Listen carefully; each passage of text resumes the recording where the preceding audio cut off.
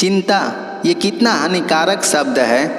अगर किसी मनुष्य के दिमाग में ये घुस जाए तो स्वस्थ मनुष्य भी बीमार हो जाता है। ये बहुत ही हानिकारक शब्द होता है। अगर ये किसी के दिमाग में एक बार घुस जाए तो मरते दम तक ये नहीं निकलता है।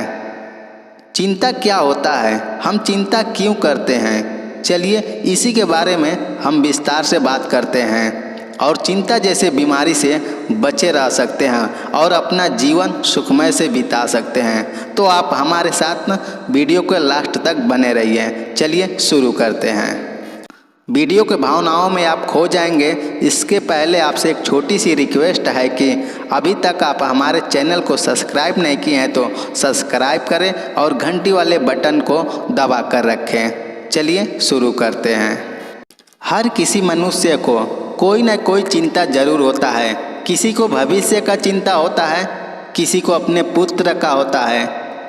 मतलब किसी भी परिस्थिति में वो अपना चिंता करना नहीं छोड़ता है, चाहे वो उसका स्वास्थ्य ही क्यों ना हो। हम सभी लोग भविष्य की चिंता करते रहते हैं। ये बात सच है कि हमें भविष्य की चिंता करनी चाहिए और अपने भविष्य के बारे में सोचना चाहिए, पर वो सब चिंता एक लिमिट में करनी चाहिए। कई बार ऐसा होता है कि लोग अपने भविष्य के बारे में इतना ज़्यादा सोचते हैं कि वो लोग अपना आज का ही दिन भूल जाते हैं, आज का ही जीना ही भूल जाते हैं। एक गांव में एक सेठ रहते थे। वो अपने गांव के सबसे धनवान व्यक्ति हुआ करते थे। वो हर रोज़ पूरा दिन खूब मेहनत करते थे और अच्छा कमाते थे। एक दिन उन्होंने अपने मुनीब को बुलाकर अपनी आज तक की कमाई का हिसाब मांगा। मुनीब ने कहा कि मैं आपको आपकी अब तक की कमाई का हिसाब करके जल्द ही दे दूंगा।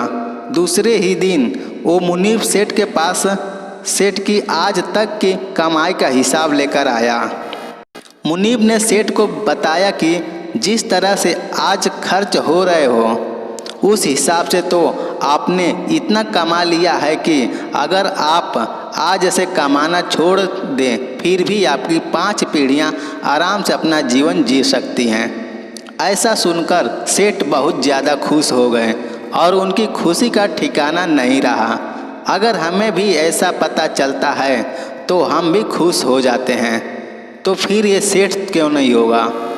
अब सेठ अपनी सफलता से बहुत खुश थे, लेकिन अब उन्हें अपनी 6 पीढ़ी की भी साथ की साथ चिंता हो रही थी। सेठ सोच रहे थे कि मेरी 6 पीढ़ी कैसी होगी और अगर मेरी कमाई 5 पीढ़ी तक ही ख़त्म हो जाएगी तो फिर मेरी आने वाली 6 पीढ़ी का क्या होगा। सेठ सोचते ही सोचते अपने भविष्य के बारे में इतना सोच लेते हैं कि उनका स्वास्थ्य बिगड़ने लगता है। सेठ का स्वास्थ्य अपने भविष्य की पीढ़ी की चिंता करने के कारण ही बिगड़ता है। वो अपनी भविष्य की पीढ़ी की चिंता इतना कर लेते हैं कि वो अपना आज का ही जीना भूल जाते हैं।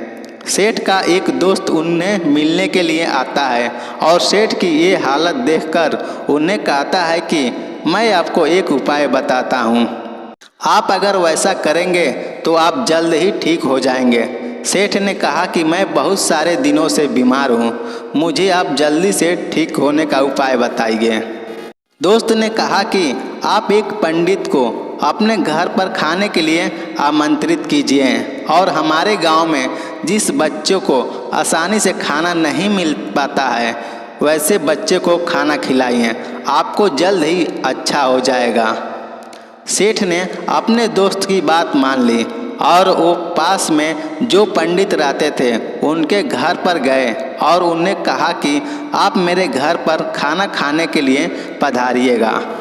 लेकिन अंदर से पंडित जी की पत्नी की आवाज़ आई कि आज तो हमें किसी दूसरे ने खाना खाने के लिए आमंत्रित पहले से किया है, तो फिर हम आज नहीं आ पाएंगे। सेठ ने कहा कि अच्छा ठीक है, आप क्या कल मेरे घर पर खाना खाने के लिए आ सकते हैं। पंडित जी ने कहा कि मैं कल की चिंता नहीं करता हूँ, मैं अपना कल भगवान के हाथ में छोड़ देता हूँ। पंडित जी की बात सुनकर सेठ हैरान हो गए। बाद में सेठ जैसे उनके दोस्त ने बताया था वैसे ही अपने गांव के उन बच्चों के पास जाते हैं जिस बच्चों को आसानी से दिन का एक समय का खाना भी नहीं मिल पाता। सेठ वहाँ जाकर उन बच्चों को खाना खिलाते हैं और वह बच्चे बहुत ज़्यादा खुश हो जाते हैं। वो बच्चे बिना कल की चिंता किए अपना आज बड़े मज़े से जीते हैं। ये सब देखकर सेठ को समझ में आ गया कि कल की चिंता करने से खुद का ही नुकसान होता है। अब वो सेठ भी खुशी खुशी रहने लगा और अपने आज का आनंद लेने लगे और ठीक हो गए। दोस्तों, यदि इस कहानी से आपको कुछ मोटिवेशन मिली हो, कुछ प्रेरणा मिली हो, तो आप हमारे वीडियो को लाइक करें और चैनल को सब्सक्राइब कर घंटी वाले बटन को दबाएं और अपने दोस्तों के साथ शेयर ज़रूर करें।